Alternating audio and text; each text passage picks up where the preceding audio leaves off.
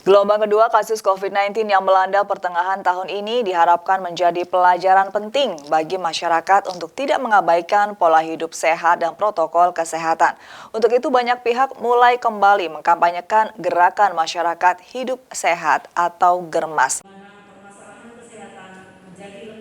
Salah satunya kampanye GERMAS yang diselenggarakan oleh Dinas Kesehatan Provinsi Jawa Tengah bagi instansi dan komunitas masyarakat. Kepala Bidang Kesehatan Masyarakat Dinas Kesehatan Jawa Tengah Wahyu Setianingsih memahami kondisi pandemi yang telah berlangsung selama 1 tahun lebih ini membuat masyarakat lelah dan bosan, apalagi dampak ekonomi yang dirasakan sangat berat.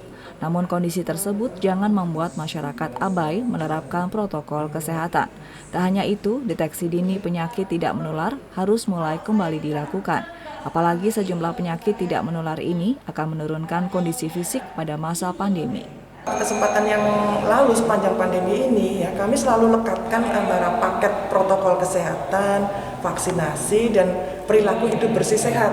Ya, kalau nanti kita makannya itu bagus, gizi seimbang gitu ya, kemudian diikuti dengan aktivitas fisik kan GERMAS itu. Dengan aktivitas fisik ya, tidak mager meskipun harus stay at home, harus isolasi, itu nggak boleh kita diam aja. Kita juga harus tetap bergerak ya, melakukan aktivitas fisik sehingga tubuh kita itu terjaga. Hal senada disampaikan oleh Anung Sugihantono, Ketua Pengurus Daerah Perkumpulan Promotor dan Pendidik Kesehatan Masyarakat Indonesia Cabang Jawa Tengah yang menyebutkan GERMAS sendiri sempat menurun pada masa pandemi ini. Padahal deteksi dini penyakit tidak menular itu harus rutin dilakukan.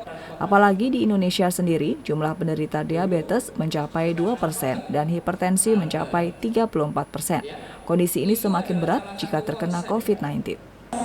34% penduduk kita itu hipertensi, 2% penduduk kita itu DM. Yang mereka nggak sadar sebenarnya dia itu sakit gitu, tapi nggak sadar. Nah, karena mereka nggak sadar, mereka nggak ngerti daya tahan tubuhnya seberapa besar, seberapa kuat.